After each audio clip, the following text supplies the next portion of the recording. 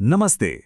आज हम समझेंगे कि अपने दिमाग को और ज्यादा एनालिटिकल मतलब विश्लेषणात्मक कैसे बनाया जाए।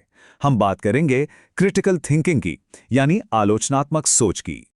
कभी सोचा है कि कुछ लोग जिंदगी की मुश्किलों से कितनी आसानी से निकल जाते हैं, जबकि बाकियों को बहुत स्ट्रगल करना पड़ता है?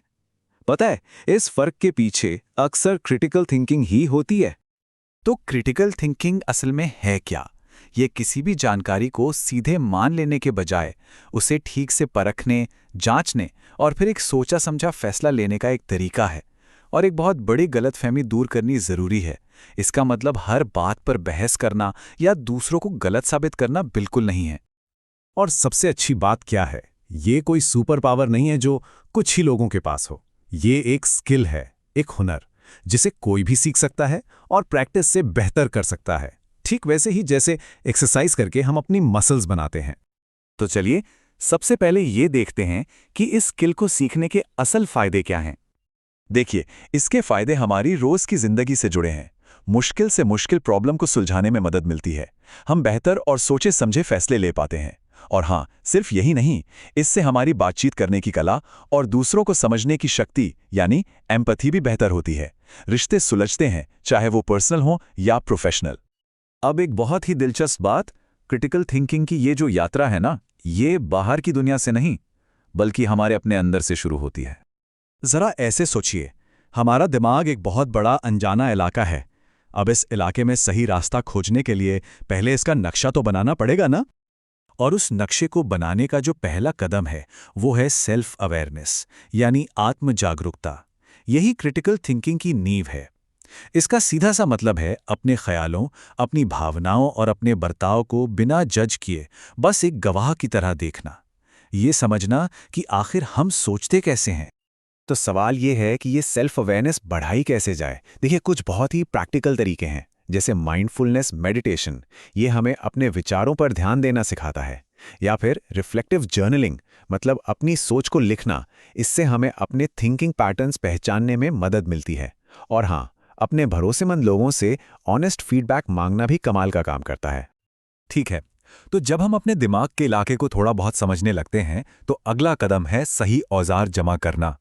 इस हिस्से में हम उन प्रैक्टिकल स्किल्स की बात करेंगे जो एक क्रिटिकल थिंकर के लिए बहुत जरूरी हैं। इस टूलकिट में दो सबसे जरूरी औजार हैं। पहला है लॉजिकल रीजनिंग, यानी तार्किक तर्क, और दूसरा है एविडेंस बेस्ड थिंकिंग, मतलब सबूतों के आधार पर सोचना। सच कहूं तो यही दोनों क्रिटिकल थिंकिंग की रीढ़ की हड्डी हैं। अब लॉजिकल रीजनिंग को समझने के लिए ये जानना भी जरूरी है कि तर्क में गलतियां कहां हो सकती हैं।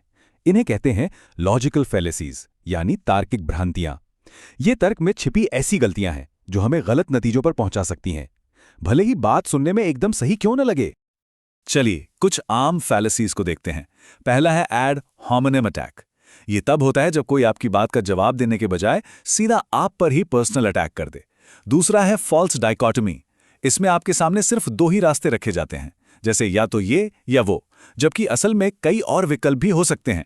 और तीसरा स्लिपरी स्लोप। इसमें यह मान लिया जाता है कि एक छोटा सा कदम उठाने से ही कोई बहुत बड़ी तबाही आ जाएगी, बिना किसी ठोस सबूत के। अब आते हैं एक और बड़ी चुनौती पर, और वो हैं हमारे अपने दिमाग में छिपे हुए पूर्वाग्रह, यानी बायसेस। कॉग्निटिव बायसेस को आप ऐसे समझ सकते हैं जैसे शतरंज के खेल में कुछ मोहरे अदृश्य हों, हमें पता भी नहीं चलता, और वो हमारे हर फैसले को अपनी मर्जी से चला रहे होते हैं। ये हमारे दिमाग के शॉर्टकट हैं जो अक्सर हमें भटका देते हैं। तीन सबसे आम बायसेस को देखते हैं। पहला, कन्फर्मेशन बायस। ये हमें सिर्फ वही जानकारी ढूंढने पर मजबूर करता है जो हमारी पहले से बनी सोच को सपोर्ट करे। दूसरा, एंकरिंग इफेक्ट। इसकी वजह से हम किसी भी मामले में मिली पहली जानकारी से ही चिपक जाते हैं। और तीसरा है अवेलेबिलिटी ह्यूरिस्टिक। ये उन घटनाओं को ज्यादा बड़ा या जरूरी बना देता है जो हमें आसानी से याद आ जाती हैं। तो इन अदृश्य मोहरों से कैसे बचें? इसकी एक 3 स्टेप की स्ट्रैटेजी है। पहला, जानबूझकर ऐसी जानकारी ढूंढिए जो आपकी सोच को चैलेंज करे। दूसरा, हमेशा ऑल्टरनेटिव एक्सप्लेनेशंस, यानी दूसरे संभावित कारणों के बारे में सोचिए। इससे दिमाग फ्लेक्सिबल बनता है। और तीसरा, और सबसे जरूरी, इंटेलेक्चुअल ह्यूमिलिटी अपनाइए। मतलब ये मानने के लिए तैयार रहिए कि हाँ, हम गलत भी हो सकते हैं। तो अब तक हमने थ्योरी की बात की, अपने अंदर की दुनिया को समझा। अब वक्त है इन सारे स्किल्स को असली दुनिया की मुश्किलों पर लागू करने का। असल दुनिया की जो समस्याएं होती हैं वो अक्सर एक उलझी हुई गांठ जैसी लगती हैं, है ना? अब गांठ सुलझाने का तरीका ये नहीं कि उसे जोर से खींचा जाए। तरीका ये है कि उसे छोटे छोटे मैनेजेबल हिस्सों में तोड़ा जाए। तो इसका एक सिस्टमैटिक तरीका है। सबसे पहले प्रॉब्लम क्या है उसे एकदम साफ साफ डिफाइन कीजिए। फिर अलग अलग सोर्सेस से अच्छी खासी जानकारी इकट्ठा कीजिए। इसके बाद बिना किसी जजमेंट के जितने हो सकें उतने सॉल्यूशन सोचिए। फिर हर सॉल्यूशन के फायदे नुकसान को तौलिए और आखिर में जो सबसे अच्छा लगे उसे लागू कीजिए और देखिए कि नतीजे क्या आते हैं। जब हम दूसरों की दलीलों या आर्ग्यूमेंट्स को सुनते हैं तो हमारे पास दो रास्ते होते हैं। एक है स्ट्रॉ मैनिंग। इसमें हम सामने वाले की बात के सबसे कमज़ोर हिस्से को पकड़कर उस पर हमला करते हैं ताकि जीतना आसान लगे। लेकिन एक सच्चा क्रिटिकल थिंकर स्टील मैनिंग करता है। इसका मतलब है कि वो सामने वाले की बात के सबसे मजबूत वर्जन को समझता है और फिर ईमानदारी से उसका जवाब देता है। ये बौद्धिक ईमानदारी की निशानी है। और ये हमें एक बहुत ही पावरफुल आइडिया तक ले आता है। नई जानकारी मिलने पर अपना मन बदलना, अपनी राय बदलना, ये कमजोरी की निशानी नहीं है, बल्कि ये इस बात का सबूत है कि हम इंटेलेक्चुअली मैच्योर हो रहे हैं, हम सीख रहे हैं।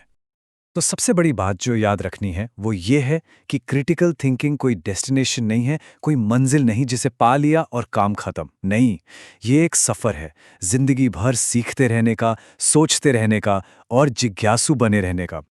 और जाने से पहले मैं एक सवाल छोड़ना चाहता हूं। आज की दुनिया में जहां चारों तरफ से इन्फॉर्मेशन की बाढ़ आई हुई है, वहां क्रिटिकल थिंकिंग ना करने की यानी आलोचनात्मक रूप से ना सोचने की असली कीमत क्या है? जरा सोचिएगा।